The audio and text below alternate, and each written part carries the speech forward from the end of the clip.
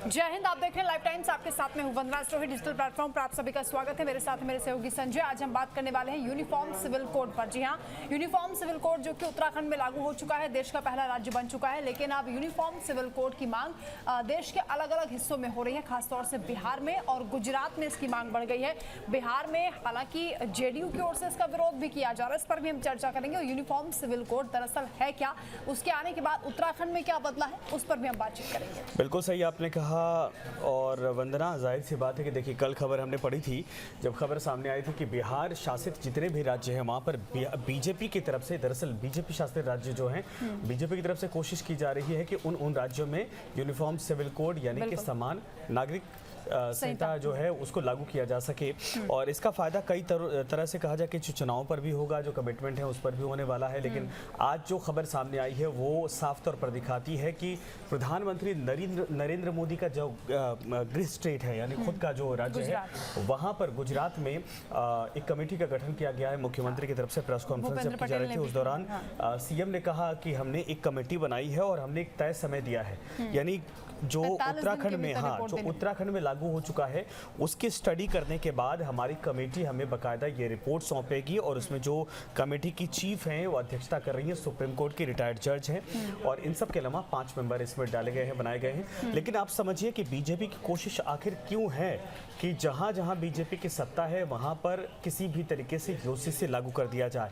बिहार में कंट्रोवर्सी होने की पूरी संभावना जताई जा रही है, क्योंकि नीतीश कुमार और बीजेपी इस मामले में एक साथ नहीं हो सकते। और यही कारण है कि जेडीयू के कई नेताओं ने इस बात को लेकर जेडीयू के नेता ये कह रहे हैं कि हम भले ही उनके साथ गठबंधन में है, लेकिन इसका ये मतलब नहीं कि हमने अपनी विचारधारा को बीजेपी के कदमों में रख दिया है।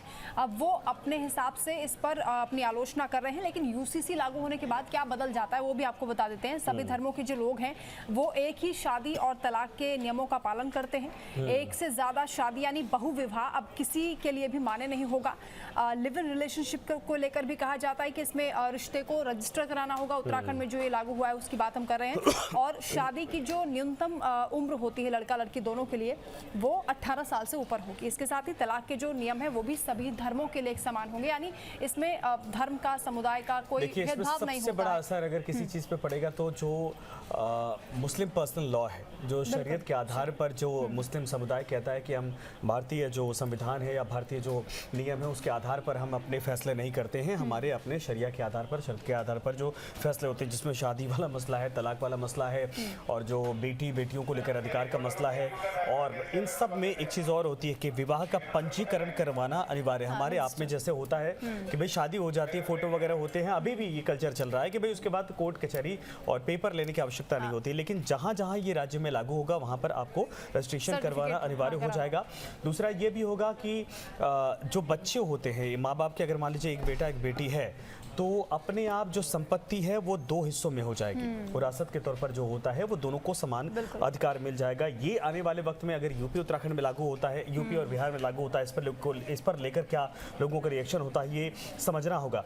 और धर्म समुदाय से इतर, देखिए बीजेपी साफ कहती है कि जब देश के भीतर संविधान लागू है, हमारे पास कानून है, तो उसका अधिकार सभी के ऊपर बराबर होना चाहिए। लेकिन जो दूसरी पार्टियां हैं, जो जिनको मुस्लिम वोट मिलते हैं या मुस्लिम समुदाय के लोग हैं, वो ये कहते नहीं हम इंडियन कानून के हिसाब से नहीं, बल्कि जो हमारा कुरान कहता है, जो हमारी धार्मिक किताब कहती है, जो हमारे नियम है पूरी दुनिया में, उसके आधार पर हम चलेंगे और ये हमारे ऊपर थोपा नहीं जाए। इसको लेकर कई नेताओं ने, समाजवादी पार्टी के नेताओं ने विरोध किया था। लेकिन अब सवाल है कि क्या उत्तराखंड में लागू होने के बाद गुजरात में सरकार जो तैयारी कर रही है, ये कहा जाए कि धीरे धीरे एक एक करके राज्यों में ये लागू होने की स्थितियां साफ होती दिख रही हैं।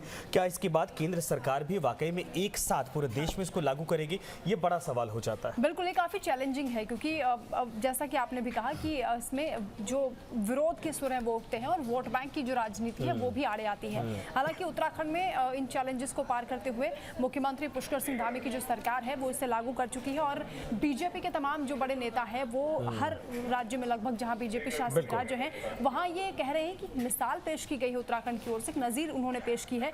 इसमें हम आपको ये भी बता दें कि जो अलग अलग धर्मों के अलग अलग पर्सनल लॉ हैं वो काम नहीं करेंगे। हिंदू मैरिज एक्ट और हिंदू उत्तराधिकार अधिनियम हिंदुओं पर लागू होता है। इसके अलावा मुस्लिम पर्सनल लॉ, जैसे कि आपने जिक्र किया, शरीयत मुसलमानों पर लागू होता है। ईसाई और पारसी समुदाय के भी अपने कानून हैं। और ये जब यूनिफॉर्म सिविल कोड आ जाता है तब ये काम नहीं करते हैं। रजिस्टर आपको हर चीज के लिए करना होगा। होगा। कि जो मुस्लिम समुदाय में हलाला होता है हाँ। उसकी परमिशन नहीं होगी, जो इद्दत होती है उसकी परमिशन नहीं होगी, 3 तलाक अभी भी जो गाहे बगाहे लोग बोल देते हैं वो पूरी तरीके से ख़त्म हो जाएगा। यानी आप समझिए कि किसी भी तरीके से जो मुस्लिम अपने कानून है मुसलमान समुदाय के वो लागू नहीं होते हैं। अगर वो किसी भी तरीके से उसको ज़बरदस्ती करते हैं तो जो भारतीय दंड संहिता है उसके आधार पर उनको जेल की हवा खानी पड़ सकती है। कुछ पार्टियां, कुछ पॉलिटिकल पंडित ये कह रहे हैं वंदना कि ये एक तरह से कहा जाए तो वोटों का ध्रुवीकरण के तौर पर बीजेपी को बहुत बड़ा वेपन हथियार मिल चुका है। लेकिन असल में देश में देखा जाए तो बहुत पहले से इस बात को लेकर मांग हो रही है कि समान नागरिक संहिता को लागू किया जाए, सबको बराबर का अधिकार दिया जाए, किसी समुदाय विशेष के आधार पर किसी को छूट नहीं होनी चाहिए। अगर कानून सबके लिए बराबर है, कानून है देश के भीतर, संविधान के हम कस्में खाते हैं तो भाई वो सबके लिए होना चाहिए। बिल्कुल। लेकिन अब तक तुष्टीकरण जिसको कहा जाता है उसके आधार पर जो पार्टियां राजनीति करती आई हैं वो इस बात को डिफेंड करती आई हैं कि ऐसा मत करिए।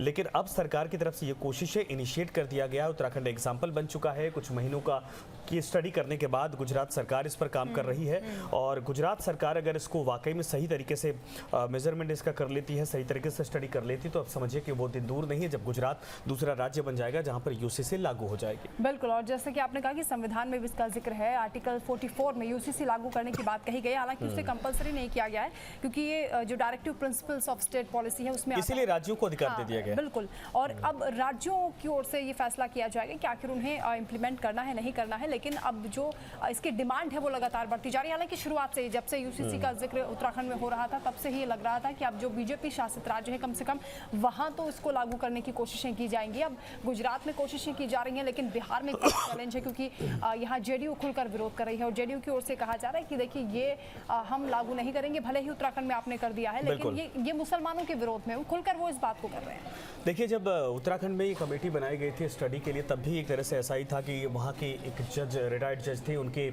अध्यक्षता में ये कमेटी बनाई गई थी। यानी कुल मिलाकर कानूनी जितने भी पहलू हैं उनको बाकायदा जांच परख के और उसका अध्ययन करने के बाद क्या असर पड़ सकता है जनजीवन पर, कितना प्रभाव पड़ेगा और कैसे लोगों के जीवन पर सडन ये चेंज आएगा, तमाम चीज़ों की स्टडी की जाएगी। इसलिए 45 दिन का ये समय दिया गया है। सुप्रीम कोर्ट के रिटायर्ड जज रंजना देसाई इसकी अध्यक्ष है और 5 सदस्यीय कमेटी है जो सीएम की तरफ से पीसी में बताया गया। लेकिन 45 दिन की स्टडी के बाद जो रिपोर्ट आएगी वो सरकार को सौंपी जाएगी। दूसरा, ये सीधे तौर पर कनेक्ट यहाँ से करिए कि अगर गुजरात में ये लागू कर दिया जाता है तो ये प्रधानमंत्री का खुद का गढ़ होने के नाते, गृह राज्य होने के नाते यहाँ से एक संदेश जाएगा और एक तरह से कहा जाए कि बड़ा मैसेज पूरे देश के भीतर जाएगा कि जहाँ जहाँ पर भी बीजेपी। इसके बाद चर्चा ये भी हो रही है कि अब असम की बारी है। यानी आप समझिए कि अभी बिहार की खबर हमने पढ़ी थी लेकिन असम की बारी है और हेमंता बिश्वा शर्मा वहाँ पर पूरी तरीके से अग्रेसिव राजनीति करते हैं। वो भी कह रहे हैं कि हम अपने यहाँ यूसीसी लागू करेंगे। ये अगर इम्प्लीमेंट हो जाता है गुजरात वाला तो बहुत वो कहा जाए कि इसके बाद एक एक करके नंबर शुरू हो जाएंगे। इसके बाद देखिएगा दूसरा नंबर हो सकता है कि असम का हो, फिर हो सकता है कि यूपी और बिहार का भी नंबर यहाँ पर आ जाए। इसकी सबसे बड़ी जो खासियत है ना वो ये है कि इसका जब यूनिफॉर्म सिविल कोड को लागू किया जाता है तो जो महिलाएं हैं उनको ज़्यादा अधिकार मिलते हैं और खासकर जो शादी, तलाक, संपत्ति के मामले में जैसा कि आपने भी पहले भी बताया, और धार्मिक भेदभाव इससे खत्म होता है क्योंकि अब सबके लिए समान यानी एक जैसा कानून होगा। और इसके साथ ही कुछ ऐसे मामले हैं, कुछ लोग जो धार्मिक मामलों में दखल इसको मान रहे हैं उनको भी इसके जरिए जवाब दिया जा रहा है। यूनिफॉर्म सिविल कोड जब उत्तराखंड में लागू हुआ है तो उत्तराखंड में उतना विरोध हालांकि देखने को नहीं मिला है। उत्तराखंड क्योंकि शांतिपूर्ण एक राज्य है जहाँ पढ़े लिखे लोग हैं, शांतिपूर्ण राज्य है, पहाड़ों पर लोग रहते हैं, क्राइम बहुत कम होता है। बिल्कुल सही बात है। एक चीज़ और है, बताएं, आपने कहा कि महिलाओं का अधिकार बढ़ जाएगा। देखिए, मैं बार बार यूपी और बिहार का जिक्र क्यों कर रहा हूँ, क्योंकि इसमें एक क्लॉज है, उसमें यह है कि संपत्ति का अधिकार, मान लीजिए कि किसी के 2 बच्चे हैं, एक लड़का है एक लड़की है, उसमें उसकी जो संपत्ति होगी वो शादी के बाद भी आधे ही हिस्से में रहेगी। यानी लड़की अगर चाहती है तो वो छोड़े, वरना अपने आप ऑटोमेटिक उसका अधिकार आधे संपत्ति पर हो जाएगा। और यूपी बिहार में शादियों के बाद प्रचलन कुछ और होता है, बेटी अपने घर चली जाती है, जो आप देते लेते हैं नहीं देते लेते हैं वो अपनी श्रद्धा के अनुसार होता है। तो यूपी बिहार में क्या इसका असर वाकई में आने वाले वक्त में इसका विरोध देखा जाएगा? गुजरात में इसीलिए 45 दिन की स्टडी की जा रही है कि कुछ क्लॉज ऐसे हैं जिनको लेकर ऐसा तो नहीं कि जो अलग अलग पर्सनल लॉ हैं उनको हम एक तरह से कहा जाए कि डाइल्यूट करने की कोशिश कर रहे हैं, लेकिन अपने लोगों को भी इसका नुकसान हो जाए या फिर इसका विरोध झेलना पड़े। 45 दिन की स्टडी होगी, लोगों से इसमें सर्वे किया जाएगा, चर्चा की जाएगी, अलग अलग समुदाय से बातचीत की जाएगी, जो कानून के नियम है उसके आधार पर क्या संभव हो सकता है, उसके बाद जो रास्ता होगा ये भी हो सकता है कि जो उत्तराखंड में प्रोसेस था, उत्तराखंड में भी कमेटी बनाई गई, लेकिन एक चीज और है वंदना, सुझाव भी लिए गए थे। जैसे ये क्लॉज जो इस वक्त हमारे आपके सामने है, अगर ये संभव ऐसा हुआ कि इसमें कुछ परिवर्तन करने की आवश्यकता है तो ये बदले भी जा सकते हैं। यूसीसी लागू होगी लेकिन कुछ नियम अलग किए जा सकते हैं राज्यों को, इसलिए राज्यों का अपना अधिकार है इसमें।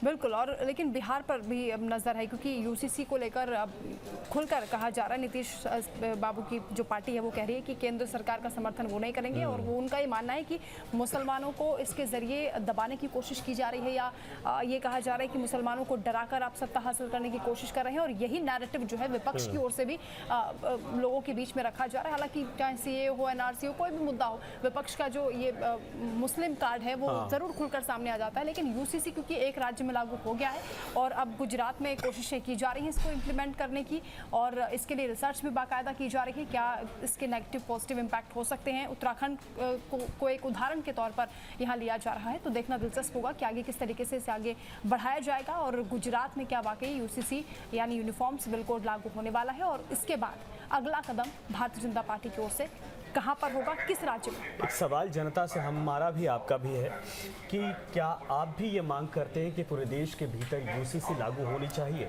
हिंदी भाषी राज्यों को लेकर कहा जा रहा है कि यहाँ चुनौतियाँ बड़ी हो सकती हैं।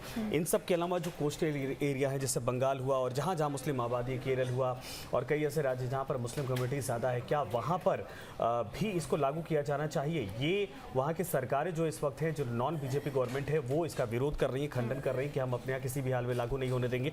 दूसरा एक और राज्य है जहां यूसीसी लागू है, वो है गोवा। ये बहुत कम लोगों को पता है, क्योंकि जो यूसीसी हमारे संविधान के आधार पर बना है, क्लॉज के आधार पर बना है, वो वहां पे लागू नहीं होता है।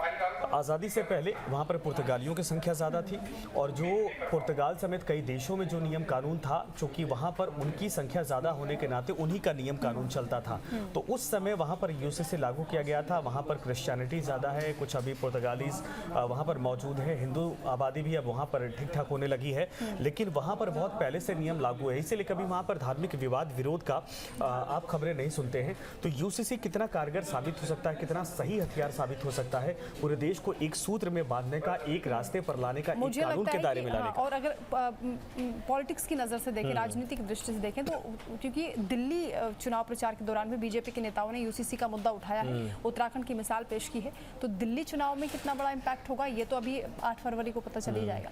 तो आने वाले वक्त में देखना होगा कि किस तरीके से इसे बीजेपी अलग अलग राज्यों में इम्प्लीमेंट करा पाती है, या चैलेंजेस सामने आते हैं। आगे भी और भी मुद्दों पर हम चर्चा करते रहेंगे। फिलहाल के लिए इतना ही। आप देखते रहिए लाइव टाइम्स। धन्यवाद।